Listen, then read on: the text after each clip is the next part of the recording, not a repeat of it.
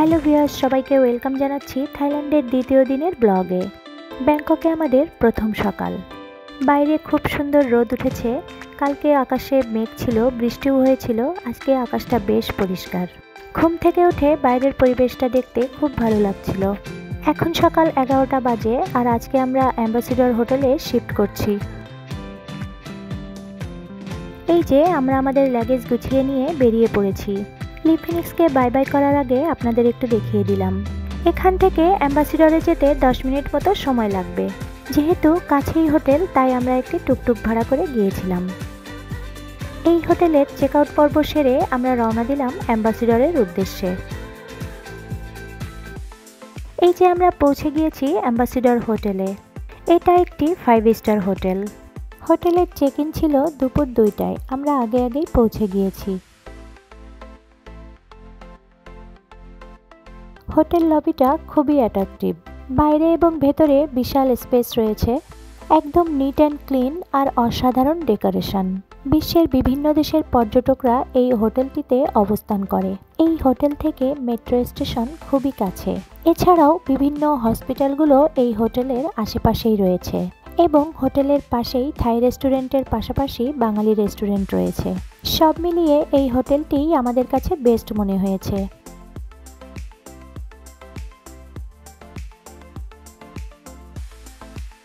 এই হোটেলে বেশ নিয়ম শৃঙ্খলা রয়েছে।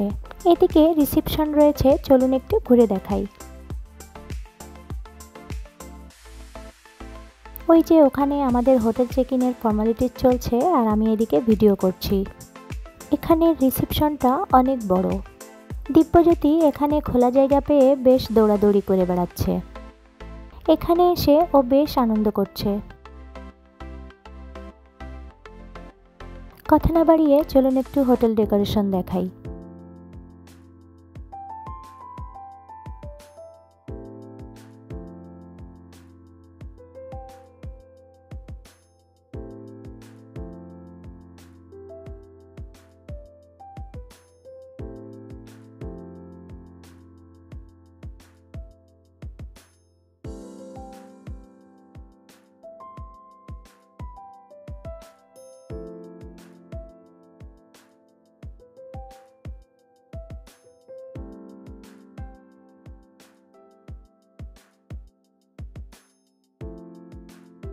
আমরা যেহেতু অনেক আগেই চলে এসেছি, তাই হোটেল রুমে যাওয়ার জন্য আমরা এখানে একটু ওয়েট করছি।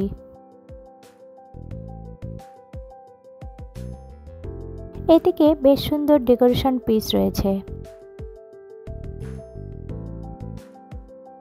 আমাদের 2টা পর্যন্ত অপেক্ষা করতে হচ্ছিল। হোটেল এন্ট্রি না করে আমরা কোথাও বেরোতে পারছিলাম না আর আমাদের হাতে অনেকটাই সময় ছিল, যার কারণে এখানেই আমরা অপেক্ষা করছিলাম। আর এখানে কিভাবে সময়টা কেটে গেল বুঝতেই পারলাম না।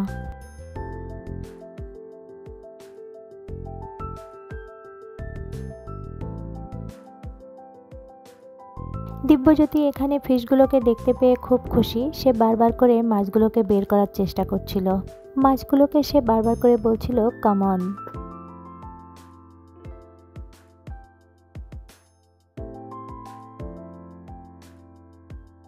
এই যে আমাদের লাগেজগুলো আমাদের রুমে পৌঁছে দিচ্ছে।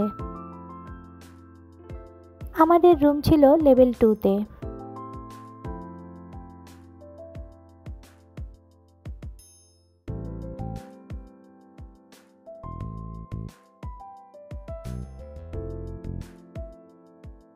চলে এসেছি হোটেল রুমের কাছে। চলুন এবার ভেতরটা আপনাদের দেখাই।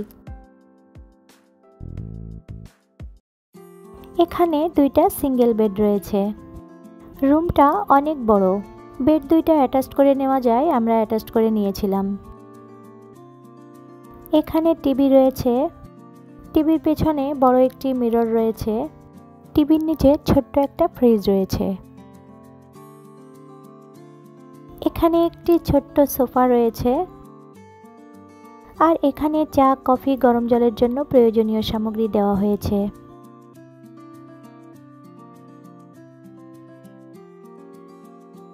আর এখানে একটি লম্বা মিরর দেওয়া আছে। এখানে একটি ওয়াল ক্যাবিনেট রয়েছে। ভেতরে সেফটি লকারও রয়েছে।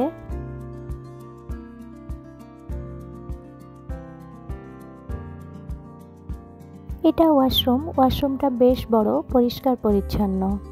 ওয়াশরুমেও প্রয়োজনীয় সামগ্রী দেওয়া আছে। এখানে বাথটব রয়েছে, সাথে গরম এবং ঠান্ডা জলের ব্যবস্থা রয়েছে।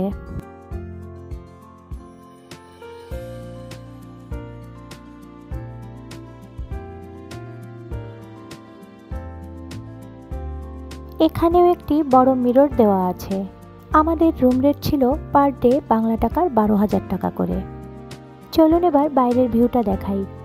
বসার জন্য এখানে দুইটা সিঙ্গেল সিটার রয়েছে সেন্টার টেবিল সহ। এপাশে পুরোটাই গ্লাস দেওয়া, যার কারণে বাইরের ভিউটা খুব সুন্দরভাবে দেখা যায়। আর এখান থেকে বাইরের ভিউটা সত্যিই খুব সুন্দর লাগছিল। আমরা আমাদের রুমে লাগেজ রেখে বাইরে বেরিয়ে পড়লাম।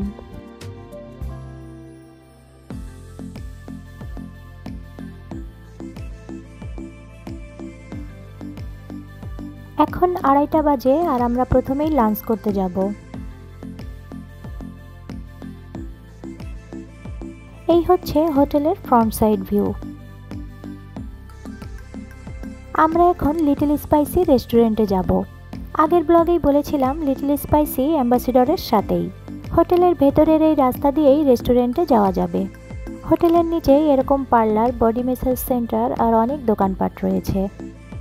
চলে এসেছি রেস্টুরেন্টে।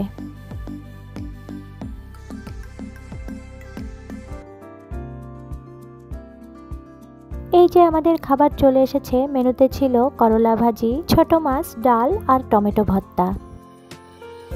খাবারগুলোর রান্না অসাধারণ ছিল।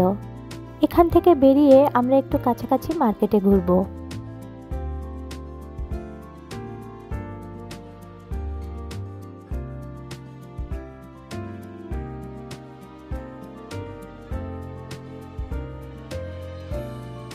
লিটল স্পাইসির পাশেই রয়েছে 7-Eleven। আমরা ওখানেই প্রথমে এসেছি। 7-Eleven-এ সব ধরনের আইটেম পাওয়া যায় সুপার শপের মতো। এখানে বক্সে বিভিন্ন ধরনের কেটে রাখা ফ্রুটস এবং বিভিন্ন ধরনের কেটে রাখা কাঁচা সবজিও পাওয়া যায়। এখানে কোনো কিছুই দামাদামি করা যাবে না, সবই ফিক্সড রেট। এখানে সব কিছুই যে অনেক দাম তা নয়, রিজনেবল প্রাইজের ভিতরেও অনেক কিছু পাওয়া যায়। এখানে কলাগুলো এভাবে বিক্রি হয়।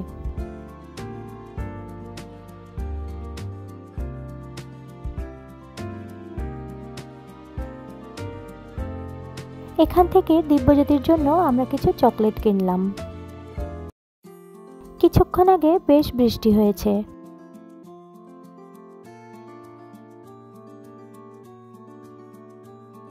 আর আমরা হাঁটতে হাঁটতে চলে এলাম শপিং মল ন্যানাতে। চলুন এই শপিং মলটা একটু ঘুরে দেখি।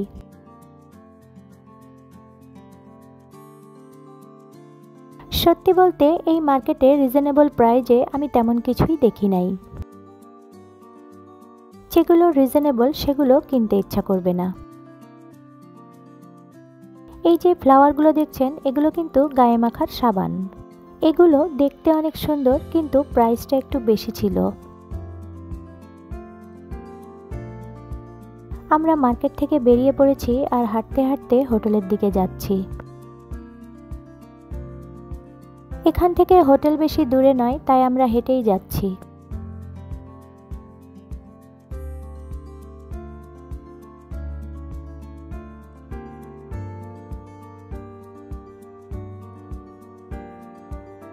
যাওয়ার সময় চোখে পড়ল ঢাকার মতো রাস্তায় বেশ ট্রাফিক জ্যাম। এখানে দিব্যজ্যোতির ফটোশুট চলছিল। এখন বিকাল 5টা বাজে আর আমরা এখন যাচ্ছি এশিয়াটিক রিভার ক্রুজে। আজকে ওখানে আমরা বাফেট ডিনার করব।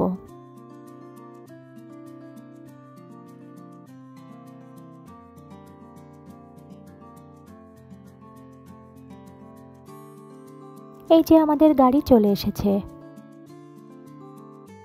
এশিয়াটিক এখান থেকে অনেকটাই দূর, যেতে 1 ঘন্টা মতো সময় লাগবে। এখানে আমরা অনেকটা সময় জ্যামে বসেছিলাম। প্রায় 15 মিনিট মতো এখানেই বসেছিলাম। এরপরে আর কোনো জ্যাম পাইনি, আমরা সোজা চলে গিয়েছি। এখানে বসে থাকতে থাকতেই সন্ধ্যা হয়ে এসেছে।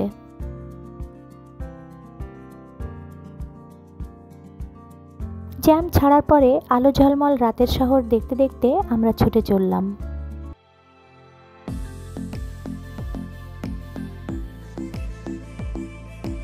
বাইরে তখন গুড়ি গুড়ি বৃষ্টি শুরু হয়েছে।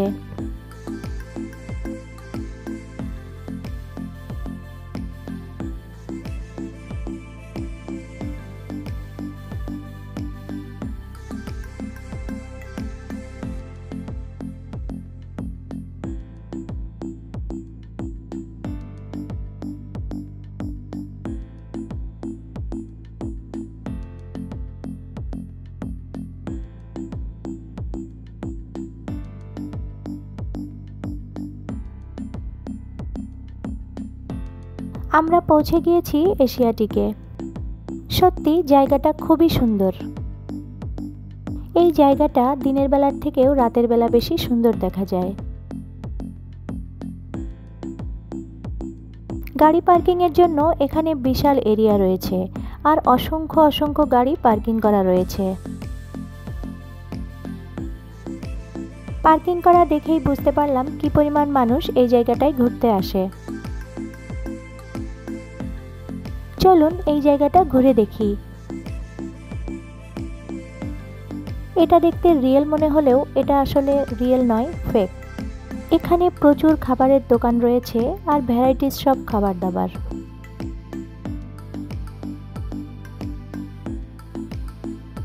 আমরা এখন এখানের মার্কেটের ভিতরে চলে এসেছি। এই মার্কেটে অনেক সুন্দর সুন্দর জিনিস পাওয়া যায়, কিন্তু জিনিসপত্রের প্রচুর দাম। এখানে বার্গেনিং করে জিনিসপত্র কেনা যায়, তবে বেশি একটা ওরা দাম কমায় না। এখানে দিব্যজ্যোতির জন্য একটা ড্রেস দামাদামি করা হচ্ছিল, কিন্তু মেয়েটা কিছুতেই কমাচ্ছিল না। পরে অবশ্য পেছন থেকে ডেকে আমাদের দামেই ড্রেসটি দিয়েছিল। আমরা চলে এসেছি রিভার ক্রুজের কাছে। ক্রুজ ডিনারের জন্য অবশ্যই আগে থেকে টিকিট কাটা লাগবে। আমাদের টিকিট এজেন্সির লোকেরাই আগে থেকে কেটে রেখেছিল। ডিনারের জন্য খরচ পড়বে পার পারসন বাংলা টাকার প্রায় 14,000 টাকা করে। আর এই ডিনার অপশনটি আমাদের প্যাকেজের ভিতরেই ছিল, যার কারণে আমরা একটু ডিসকাউন্ট পেয়েছিলাম। প্রচুর লোক সন্ধ্যা হলেই এখানে ঘুরতে আসে। এটা ব্যাংককের নামকরা সাউফেরিয়া রিভার। নদীর পাড়েই এরকম সুন্দর খাবারের রেস্তোরাঁ রয়েছে।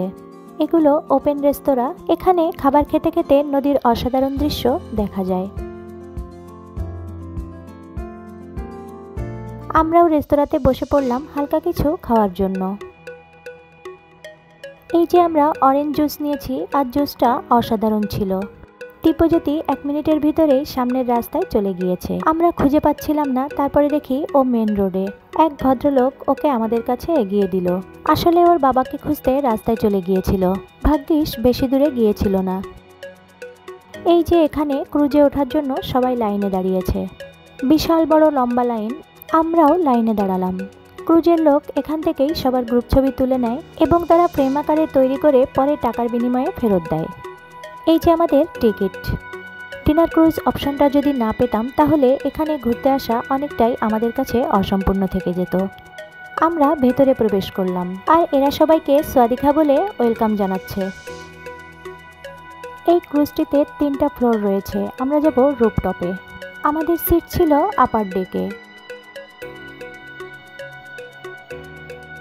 আমরা রুফটপে চলে এসেছি। এখানে প্রচুর লোকজন রয়েছে। বসার জন্য যথেষ্ট টেবিল চেয়ার রয়েছে। মাঝখানে রয়েছে খাবারের বিশাল আয়োজন। অলরেডি আমাদের বোট চলতে শুরু করেছে। রিভার ক্রুজের মূল আকর্ষণ হচ্ছে ভ্যারাইটিস সব খাবার খেতে খেতে নদীর দুই পাশ দিয়ে সাজানো গোছানো ব্যাংককের অসাধারণ দৃশ্য উপভোগ করা। দেখতেই পাচ্ছেন কত রকমারি সব খাবারের আয়োজন। খাবারের ডেকোরেশন দেখে এমনিতেই খেতে ইচ্ছা করবে। এত সব খাবারের নাম বলা কঠিন, সবই অবশ্য লেখা ছিল। এখানে অনেক রকমের ডেজার্ট আইটেম রয়েছে। আর এখানে রয়েছে থাইল্যান্ডবাসীদের প্রিয় খাবার ঝিনুক এবং শামুক। এই ড্রিঙ্কসটা খেতে ভালোই লাগলো। পাশ দিয়ে এরকম অসংখ্য ক্রুজ যেতে দেখছিলাম। সবাই এখানে যে যার পছন্দ মতো খাবার নিচ্ছিল। আর হ্যাঁ, এখানে কিন্তু খাবারের পাশাপাশি নাচ গানের পার্টিও চলছিল। সাইট সিনগুলো আসলেই খুব সুন্দর লাগছিল। দিব্যজ্যোতি এখান থেকে ফ্রেঞ্চ ফ্রাই আর একটু কেক পছন্দ করেছে। দিব্যজ্যোতি অনেকক্ষণ পর আমার কোলে এসেছে, তাই ওকে নিয়ে একটু ফটোশ্যুট করছি। আমাদের ভাগ্য ভালো যে আমরা আপার ডেকে সিট পেয়েছিলাম। আসলে আপার ডেক থেকে দুই পাশের সৌন্দর্যই খুব সুন্দরভাবে দেখা যায়। এখানে ক্রুজ ডিনার কেন এত জনপ্রিয়, ক্রুজ ডিনারে না আসলে সেটা বুঝতেই পারতাম না। আর অবশ্যই যারা খেতে পছন্দ করে তাদের কাছে এটা একটা দারুণ ব্যাপার। উপরে গুড়ি গুড়ি বৃষ্টি শুরু হয়ে গিয়েছিল, তাই আমরা আর এখানে বেশিক্ষণ না থেকে নিচের ডেকে চলে গেলাম।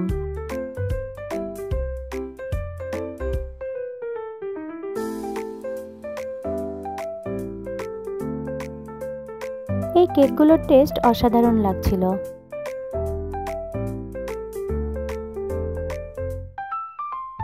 দিব্যজ্যোতিকে একটু খাওয়ানোর চেষ্টা করছিলাম। এই যে আমরা নিচের ডেকে চলে এসেছি, আর এখানে এসেও বসার জন্য সিট পেয়ে গেলাম। আর এখানে ভরপুর নাচ গানের শো চলছিল।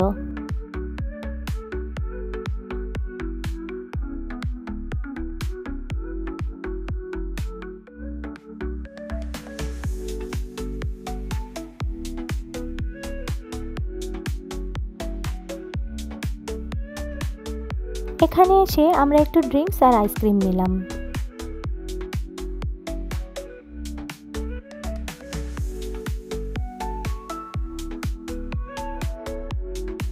এগুলো খেতে খেতে আমরা নাচ গানের শো এনজয় করলাম। সত্যি অসাধারণ একটা সময় কাটালাম। তো চলুন নাচ গানের শো একটু এনজয় করি।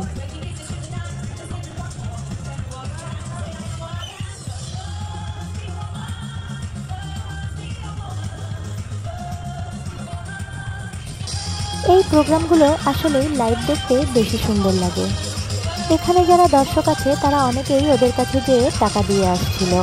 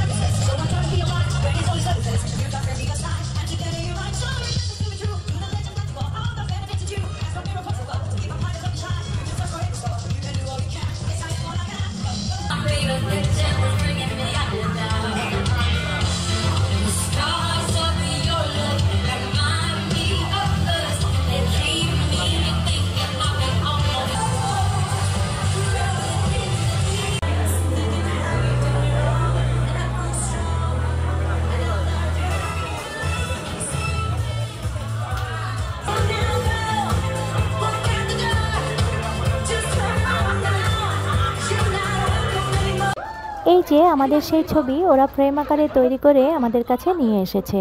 আর এই ছবির জন্য ওরা 200 বাদ করে নিয়েছে।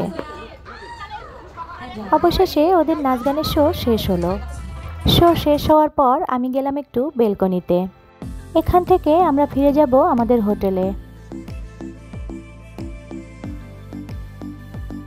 বেলকনিতে এসে অসাধারণ ভিউ দেখছিলাম। আসলে ভেতর থেকে এই দৃশ্যগুলো সুন্দরভাবে দেখা যায় না। এখন অনেকটাই রাত হয়ে গিয়েছে, আমরা এখন নেমে যাব।